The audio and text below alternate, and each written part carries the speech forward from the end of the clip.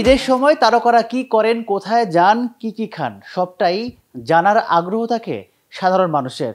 এই মুহূর্তে আমাদের সাথে আছেন শেখ মোহাম্মদ আসলাম। আমরা শুনবো শৈশবে তার ঈদ কেমন কেটেছে সেই গল্প।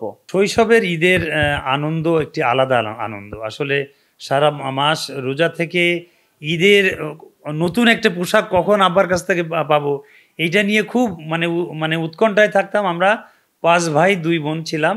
কাঠটা কত সুন্দর হলো এটা নিয়ে একটা পরীক্ষা হতো এবং মনোমালিন্য হতো। বাবার সঙ্গে রেগে হয়তো কথা বলতাম না, আমারটা কেন খারাপ দিয়েছে। এই ধরনের অনেক ছোটোবেলায় অনেক অনেক কাহিনী, এগুলো মানে চিন্তার বাইরে, যেটা বর্তমান যুগে এটা চিন্তা করা যায় না। এবং এমন একটা সময় গেছে আমি সারাদিন কেঁদেছি, আমার জামা কেন এখনো আসে নাই, নতুন জামা পরে ঈদ করব। তো এই আনন্দটাই তখন অন্যরকম ছিল। ঈদের সালামিটা মানে কতটা পেয়েছিলেন, বা ঈদের সালামিটা হাতে পেলে তখন কেমন লাগতো? হাতে পেয়ে মহা খুশি হয়ে যেতাম। এবং আমার বাপ চাচারা, আমার চাচা চেয়ারম্যান ছিলেন, উনি আমাদেরকে সবসময় আমাদের সালামি দিতেন এবং মুখিয়ে থাকতাম কখন ওনার কাছে যাব। এবং এই আনন্দটা আসলে এই ছোটোবেলার আনন্দ এই বয়সে তো আর এখন আমাদের আরও দিতে হচ্ছে সালামি, কি দিয়ে আমরা খুশি হই আর কি। সো দুটা এই বয়সের কারণে দুটা ডিফারেন্ট ইস্যু।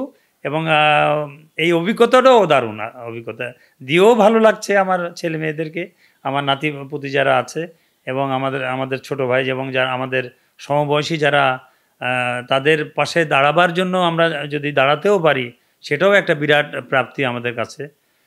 সব কিছু মিলিয়ে কাউকে একটু ভালো কথা বলে কিংবা 5 টাকা 10 টাকা দিয়ে যদি একটু সাহায্য করতে পারে, তার মুখের হাসিটা আমাদের কাছে এখনও মানে ঘুরে ফিরে ওটাই ভেসে ওঠে আমাদের কাছে। এবং এই আনন্দের কোনো সীমা নাই।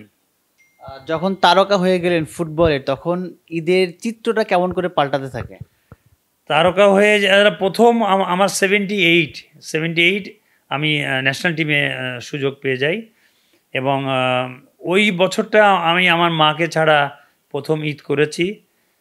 এবং মাকে ছাড়া ঈদ করা মানে সারাদিন আমার কান্না ছাড়া আর কিছুই ছিল না। ঈদের আনন্দ ওই কান্নাই আমার বিষিয়ে দিল। পাশাপাশি আনন্দ ছিল যে আমি ন্যাশনাল টিমে চান্স পেয়েছি।